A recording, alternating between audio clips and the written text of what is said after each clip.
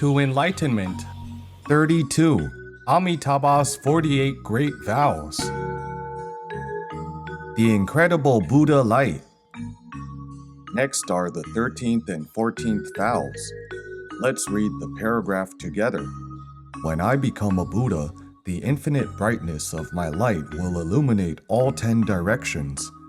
It will surpass the lights of all other Buddhas and surpass the brightness of the sun and moon by thousands of trillions of times.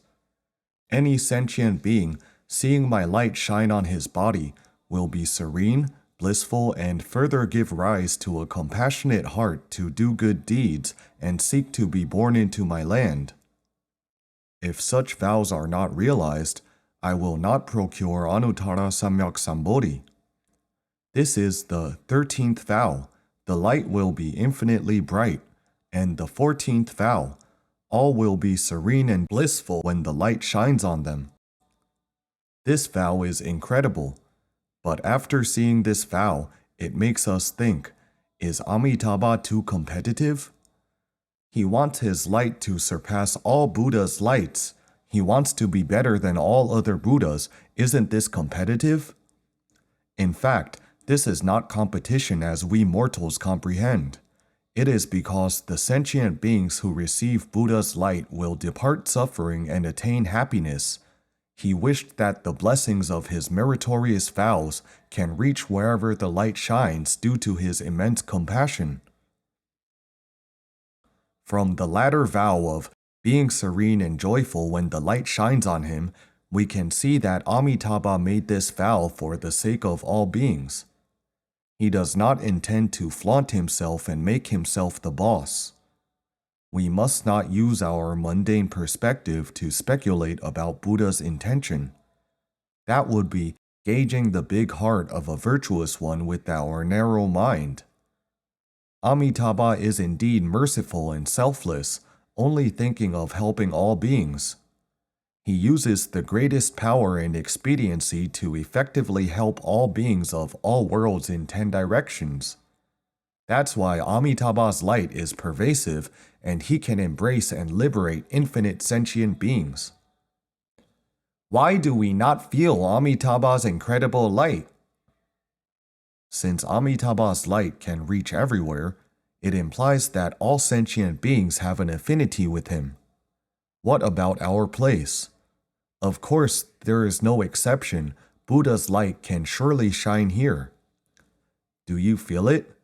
Some nod, some shake their heads. Why can't you feel it? It is not that Buddha's light does not shine on you.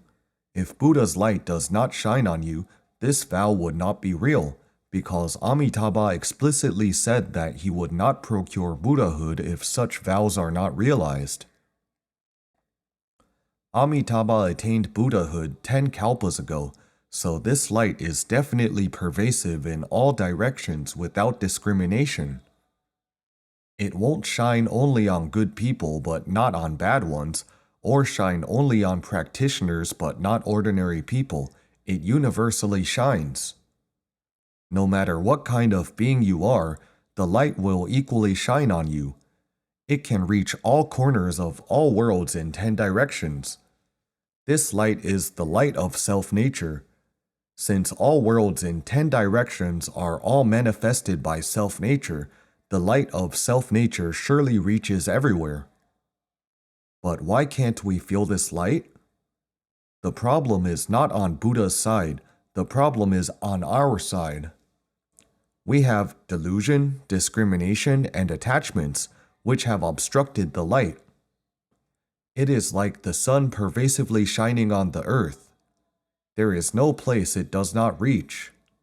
Ironically, we shield ourselves with umbrellas when we go out. We block the sunlight. We are the ones who do not accept it.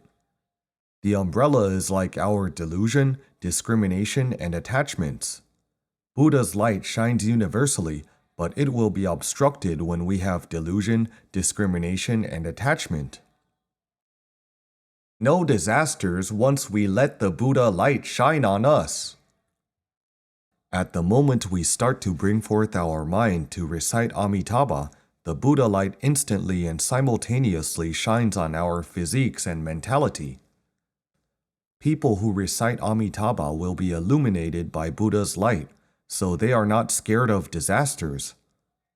As the text states, one will be serene and joyful when the light shines on him. Therefore, we definitely attain peace and joy. Wherever we go, there will be no disasters. Before I came to Japan, many fellow practitioners tried to convince me, "Don't go! The news reports every day there will be a very dangerous earthquake. Don't go!" However, my mind is serene and joyful. I know there will be no problem because Buddha's light is shining. We have Buddha in our hearts, and the intention of our trip is to fulfill Amitabha's great vow of protecting the world and eliminating disasters. How could it be possible for Buddha's light not to shine on us if our mind is the same as Amitabha's? In addition, we are here to study Amitabha's 48 great vows together. This place shall receive extraordinary Buddha light. Once Buddha light shines on us, it can eliminate our karma and eradicate our defilements. It makes us full of Dharma joy. This is because Amitabha's fundamental vows bless us.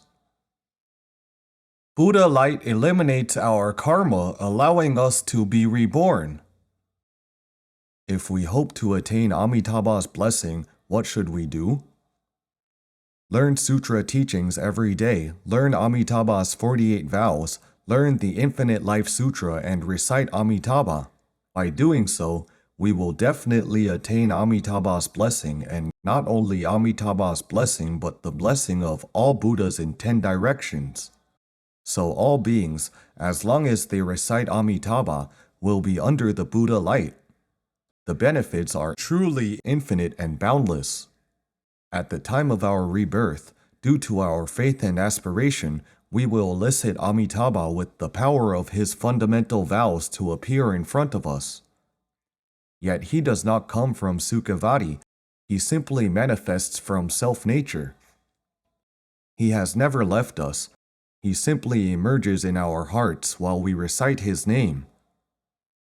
He shines the light upon us, eradicating our defilements so as to eliminate our karma. At the moment we see Amitabha, we immediately achieve Avaivartika, attain Anutpatika Dharma Kshanti. This is stated clearly in the Amitabha Sutra. At the end of their life, Amitabha and the assembly of holy ones will appear in front of them. At the last moment, without a topsy-turvy mind, this person will then be reborn into Sukhavati. Isn't this scripture very familiar? Think carefully, this scripture is inconceivable. Many practitioners worry and say, "At the end of my life, what if I become unconscious, in a coma, or even suffer from Alzheimer's? How will I be reborn if I have a topsy-turvy mind?" This kind of doubt proves that you still do not understand Amitabha's fundamental vows. The Amitabha Sutra states so clearly that Amitabha and the assembly of holy ones will appear in front of you.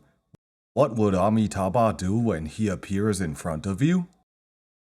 Amitabha will definitely emit light on you when he appears in front of you.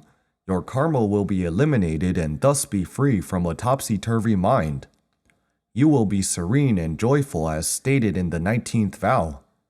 So it is needless to worry as long as you have genuine faith and imperative aspiration. A simple criteria of good man or woman. The scripture of the Amitabha Sutra states that if there is a good man or woman who hears and recites Amitabha, and further upholds reciting his name for 1 day to 7 days single-mindedly, when approaching the end of their life, Amitabha will appear before them to emit light on them. First of all, are we good men or good women? Good has its standard.